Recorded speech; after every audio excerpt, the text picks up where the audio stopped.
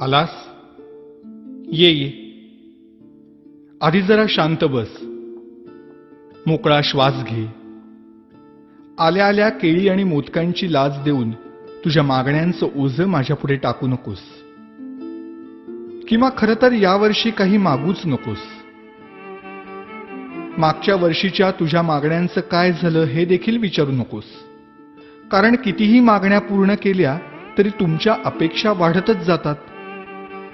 आता यापेक्षा मोठं पोट नाही झेपायचं मला. त्यापेक्षा असं कर, यावर्षी माझ्याच काही मागण्या पूर्ण कर. बघ जमतंय का? यावर्षी तरी निदान माझ्यासमोर दुसऱ्याचं वाईट चिंतू नकोस. उगीच माझ्या नावाखाली खोटी वर्गणी उचलू नकोस.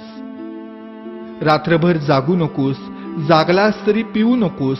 प्यायलास तरी निदान झिंगू नकोस. नकोय रे मला 30 तोळ्यांची माळ.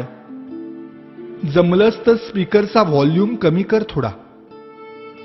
अश्लील शब्दातली तुमच्या गाण्यांची लिरिक्स ऐकवत नाहीत मला आणि बघवतही नाही तुमच्या कॉम्प्लेक्सच्या गॅदरिंग मधला नंगा नाच. अशक्य होतं रे मला हे 10 दिवस तुमचा तमाशारूपी उत्सव सहन करणं. हात जोडून मागणं मागतो तुझ्याकडे. जागा हो. सुसंस्कृत हो. खोटेपणा सोड. स्वार्थ सोड. कधीतरी प्रामाणिक होऊन बघ. माणुसकीची नशा चढव. परोपकाराची झिंग चढव. 100% मेहनत कर. स्वतःला ईश्वरी अंश मानणाऱ्या लोकांपासून सावध राहा.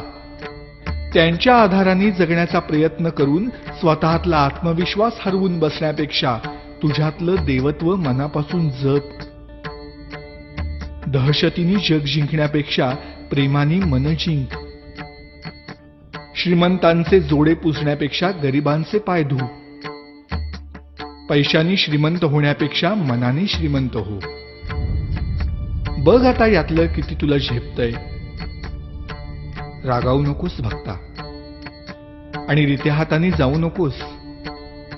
नेहमीच मागत राहण्यापेक्षा अखंड देत राहण्यातला आनंद तुला लवकर लाभो, हाच माझा आशीर्वाद. भेटूच पुन्हा.